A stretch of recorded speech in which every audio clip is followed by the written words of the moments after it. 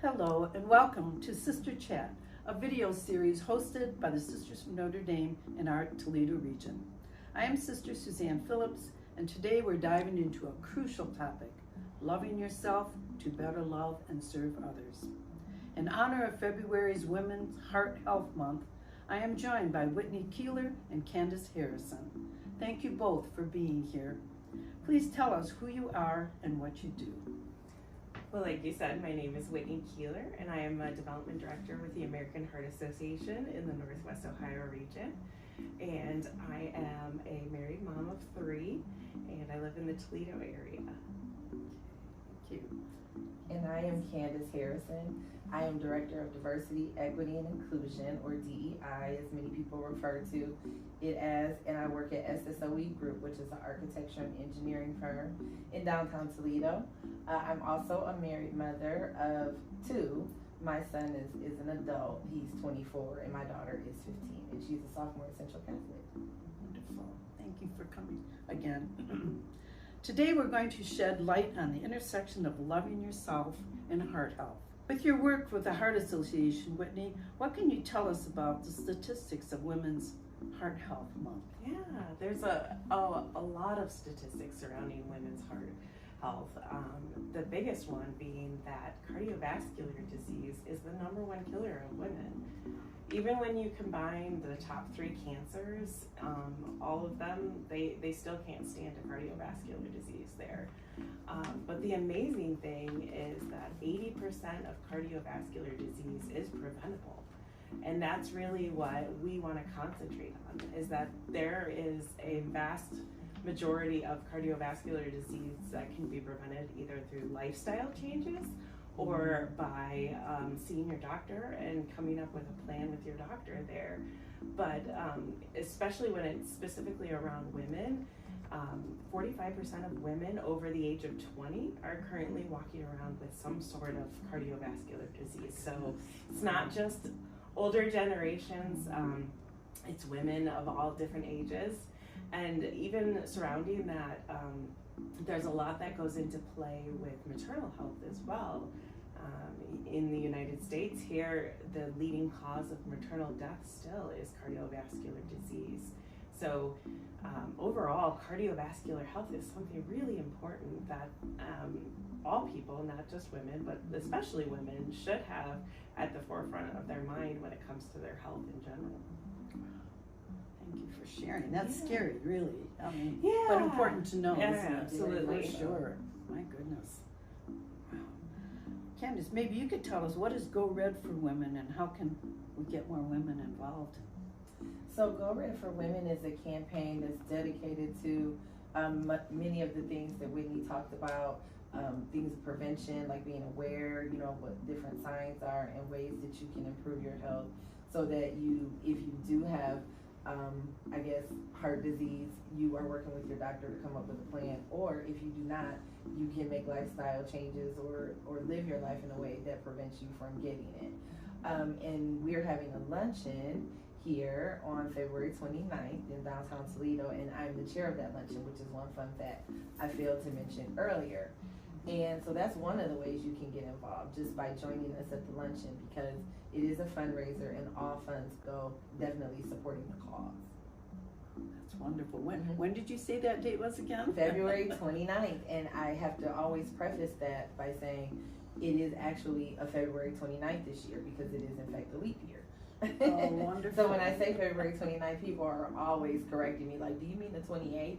I'm like, no, this year I actually mean the 29th. Yeah. And all women are invited. All women are invited. There is a cost for the ticket, but again, all of the funds raised support understanding of heart health and initiatives around doing better with your life so that you can live a healthy and full life free of heart disease. Actually, the Go Red for Women movement began 20 years ago, so in 2004. And the reason that the American Heart Association started the Go Red for Women movement was because we had seen throughout our work, just as a side note, the American Heart Association is celebrating 100 years this year, and on June 10th in 2024. But we had seen through our work throughout the years the improvement in health and the reduced mortality rate, especially in men. But we noticed that the mortality rates in women weren't going down, and we were really concerned about why that was and what we could do to make sure that women had an equal playing field there. And I think what really it came down to is that we didn't have the same awareness surrounding women's cardiovascular disease as we did with men's cardiovascular disease. A lot of the times we think about heart attacks and we think, oh, that's a man's issue, or high blood pressure, or stroke. And we're seeing improvements there, where women are realizing there's different signs for stroke and heart attack in women than there are in men. And we really want to make sure the general public is well educated on what those signs are. Because it's even surprising signs like fatigue, dizziness, nausea, different signs than what men may experience when suffering from a heart attack or stroke there. Do you think too, either of you, that maybe we don't practice very well loving ourselves as women? I mean, as mothers, you're thinking of your children, your husband. You're not thinking of who you are and what you need. And maybe we don't do that very well. Do you have any suggestions of how we could do that better? Absolutely. Well, and I definitely am one who often puts myself last. I do my best to, be the best mom, be the best wife, be the best community, servant, leader that I can be. In doing that, it always ends up me being last. So recently, within the last couple of years, I've started to take some actionable steps to care for myself better. So some of the things that I do, one was we got a treadmill. And it was, it's a labor of love. I get on it and I get on it. And that's one of the things that I try to do. The other thing that I do is I've dedicated bi-monthly, I always go to get a massage. And when I'm there, I leave my phone at home. And I don't bring anything that can be distracting so that I can focus fully on just self-relaxation. And then the third thing is I get my nails done. those are things that make me happy. They're small things, but they're things that I dedicate the time to that, and those are some of the things that I do to just focus on me.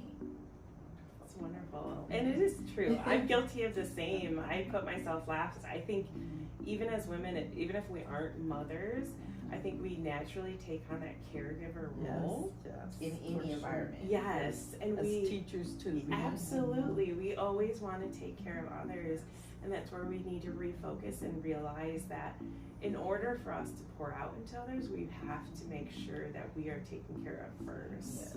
And that's where I look at my children and I think, how am I going to be around longer and to see their children someday? And it's only going to happen if I take care of myself properly. And so it's just taking one thing at a time. Like Candice said, finding those small moments to make a small improvement in your life. And it doesn't have to be drastic. And it can just be one small thing. We talk about different things that you can do to improve heart health. Movement is one of them. It doesn't have to be a big physical cardio class. It can be as simple as a walk outside every day, or a walk around an indoor space, or a seated exercise. Whatever is good for where you are in your journey. But little steps are so important. Yes. And I would add to that, as sisters, they tease that we live to be the oldest, in the 90s. And why is that? And it isn't, I don't think necessarily that we don't have a husband or children. I think it's because we have a faith life and we have a prayer life that when you move into a contemplative stance, especially in the morning, I do for an hour, your whole body, your whole psyche relaxes as you sit in God's presence. And I really think that's a way of taking care of yourself in a very deep spiritual way. And I think many other women have that too. My mother did. She'd pray every morning for an hour, and she raised 13 children. But she thought of herself first so that she could be for others all day. And I think that was a blessing that was handed on to me, and I celebrate that every day too. And I think that's one thing I could get better at doing is dedicating time to prayer, because I pray daily, but it's always like, okay, I have a moment. Sometimes I'm praying to, just ask the Lord to guide what I should say, or, I thank every day when I wake up for, allowing me to wake up. I'm very thankful, but just dedicating time that I'm not saying thank you. It's just dedicated time, and I agree, because it is a very peaceful time when you do sit in prayer. Absolutely, that's wonderful. And you can always, I don't know, it depends on what children you have. 'Cause I was gonna say, and you can count on people not to bother you, but I don't know. I think that's why my mother got up at 5 o'clock every morning, so she could have that hour to herself. Right. And that was very important to her, and we certainly felt it as children. We were loved, and she certainly put us first. We felt, sort of my father, but we knew that was her moment, that was her hour in the morning, and we honored that at all times. And I think that's so important too. We talk about, the Bible talks about our body being a temple to the Lord, and really caring for our bodies is so important. That's an act of worship as well, and Yes, it is. I love that. Not to feel selfish about caring for who you are. Absolutely, Too, as a person. absolutely. I remember the first time I understood that my mother wasn't just a mom, but a person in her own right. We were trying to think of something to give her for Mother's Day, and we wanted to get her a new jacket, and my dad said, I asked her, and she said she doesn't need anything, spend it on the children. And it hit me for the first time that she's a unique person who isn't just mom. And I really honored that from then on, but it took a while as a child to learn that, that's how you see your mom. As she's there for you at every minute, no matter what.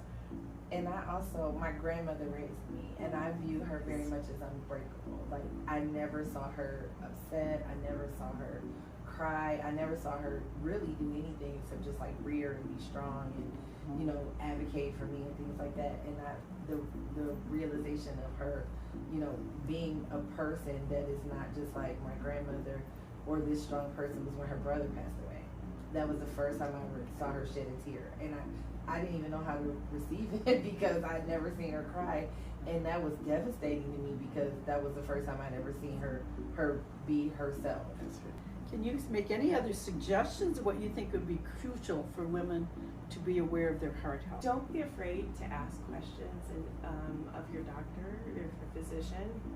Don't be afraid to advocate for yourself, and don't be afraid to speak up if you have concerns as well. Really be proactive about your health rather than reactive, and take into account and find fun ways to move, find fun ways to eat healthy. It doesn't have to be something that's boring or a chore. It can be something you find enjoyment and pleasure and joy in as well.